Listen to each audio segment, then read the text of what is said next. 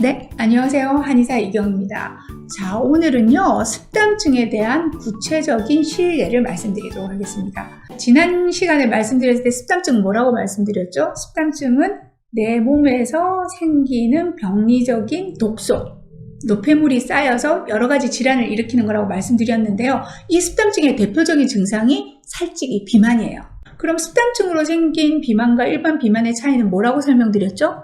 일반 비만은 시계가 잘못되어 있어서 운동을 너무 안 해서 살이 쪘다고 하면, 습담증에 대한 비만은 시계와 운동이 그다지 나쁘지 않은데도 계속 찌는 살을 말할 수 있어요. 못 믿겠다고요? 제가 한번 보여드릴게요. 습담증 환자가 갖고 온 식이수첩이에요. 저희가 보통 수첩을 다 쓰게 하거든요. 이 수첩을 보면 여러분들이 한눈에 보기에도 어때요? 듬성듬성 비어 있어요. 저는 3끼를 다 먹습니다. 근데 저보다도 적게 먹고 있고 양도 많지 않아요. 그런데 불구하고 체중이 거의 10년 사이에 20kg가 늘었어요. 자, 체중만 늘었냐? 이 환자의 고민은 뭐였냐면요, 온몸이 아파요. 그런데 문제는 양방병원을 다녀서 병명이라도 들으면 좋겠는데 병명을 진단을 못 받고 오셨어요. 그러니까 진통제만 드실 수밖에 없고 우울해지고 또 수면장애도 생기게 되고, 그러니까 정신과약도 복용하시게 되고. 자, 이분이, 이런 분들이 저한테는 굉장히 많이 오게 되는데요. 실제로 식이수첩을 쓰다 보면 많이 먹지 않아요. 저보다 적게 먹는데 불구하고 체중은 빠지지가 않아요. 이분들한테 적절한 몸에 있는 독소를 제거해주지 않으면 몸의 조직들이 변성이 돼서 에너지를 대사를 하지 않게 돼요. 그럼 지방을 연소시키지 못하니까 계속해서 살이 찌게 되는 거죠. 치료 잘 된 케이스를 보여드릴게요. 놀랍죠? 자, 이 수첩은 저와 3개월을 치료를 같이 하신 습담증 환자의 수첩인데요. 이분도 처음에는 하루 한 끼 드신 분이에요. 그런데 제가 이분 보고 처음에 3끼를 드세요 말씀드렸더니 이분이, 선생님 저는 그러면 죽어요, 이렇게 말씀하셨어요. 근데 지금은 어떻게 드시냐면 이 3끼의 식사를 이렇게 열심히 하시는데도 불구하고 체중 감량은 거의 정상 수치로 돌아온 분이에요.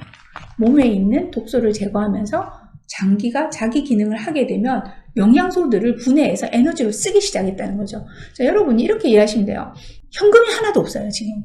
현금이 몸에 있는 당분이라고, 혈당이라고 생각하면 돼요. 제일 에너지원이거든요. 그러면은 물론 적금을 깨서 쓰면 되겠지만 우리 몸은 똘똘해서 아주 착한 몸이기 때문에 적금을 금방 깨지 않아요. 적금은 끝까지 갖고 있어요. 적금이 내 몸에 있는 지방이라고 할 수 있는데요. 이 지방을 깨트리기 전에는 현금을 다 소모하고 버텨요. 긴축재정하는 것과 똑같습니다.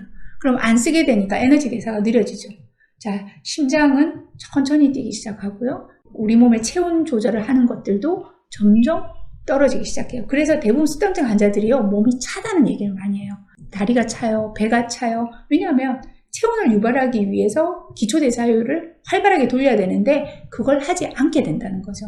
이런 증상이 생기게 되면요, 나타나는 증상은 여러 가지 다양하게 나타날 수 있지만 여러분들이 내가 습담인지 아닌지 확인하기 위해서 섹션을 나눠서 크게 알려드릴게요.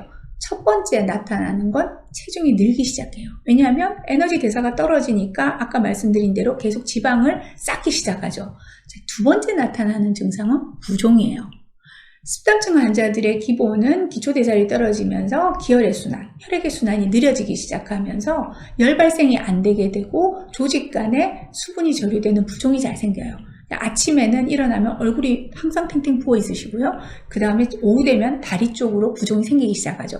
세 번째 증상이 뭐냐면요, 통증이에요. 습이라는 건 안개랑 똑같다고 생각하시면 돼요. 처음에는 무형의 안개 같은 물기로 시작을 하지만 이게 조직에 차곡차곡 쌓여서 독소가 되게 되면 유형의 담을 형성해요. 여러분 간혹 이런 거 있을 거예요. 어깨에 담 걸렸어 하고 이렇게 만져보세요. 딱딱하게 뭉쳐있는 거 볼 수 있고요. 위장간에도 배가 소화가 나는 항상 안 되고 장이 안 좋아했을 때 눌러보게 되면 뭉쳐있는 덩어리, 이런 담들이 생기게 되면 통증이 발생이 되게 되죠. 그 다음에는요, 장에 문제가 생기게 됩니다. 과민성 대장증후군이나 설사를 한다든가 변비를 일으킨다든가 하는 장에 문제가 생기는 것들이 나타나게 됩니다. 자, 이러한 통증이라든가 부종이라든가 소화기, 위장 간의 문제들이 발생해서 오래되게 되면 대사장애로 나타나게 돼요.